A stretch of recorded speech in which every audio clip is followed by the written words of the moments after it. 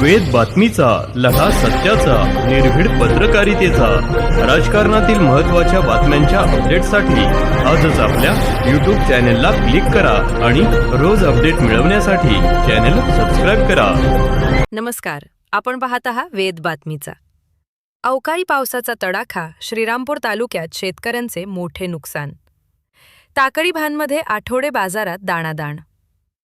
अहिल्यानगर जिल्ह्यातील श्रीरामपूर तालुक्यात अचानक झालेल्या वादळी वाऱ्यासह आणि विजेच्या कडकडाटात झालेल्या मुसळधार अवकाळी पावसाने टाकळी भान येथे अवकाळी पावसाने अचानक हजेरी लावत आठवडे बाजारात अक्षरशः दाणादाण उडवली.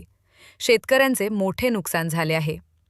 टाकळी भान गळनिंब कुरणपूर परिसरातील शेतात काढणीसाठी तयार असलेला गहू पावसामुळे पूर्णपणे भिजून गेला असून शेतकऱ्यांवर आर्थिक संकट ओढावले आहे.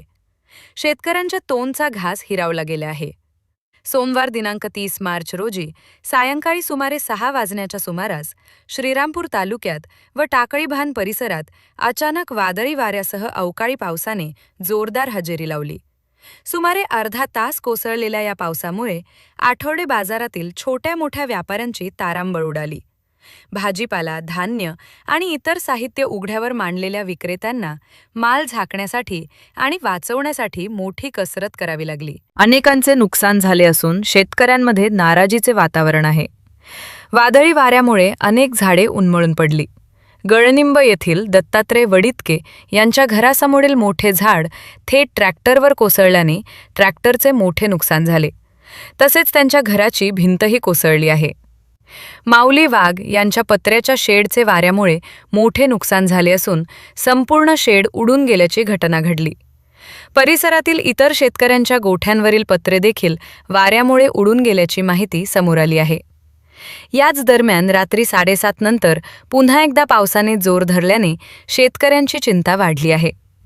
काढणीला आलेला गहू, कांदा आणि मका या पिकांचे मोठ्या प्रमाणात नुकसान झाले आहे. शेतकरी गहू व कांदा काढणीच्या तयारीत असतानाच अवकाळी पावसाने हजेरी लावल्याने पिकांचे नुकसान झाले.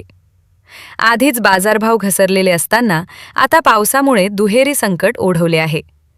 मोठ्या खर्चाने पिके उभी केलेल्या शेतकऱ्यांच्या तोंडचा घास हिरावला जात असल्याची भावना व्यक्त होत आहे.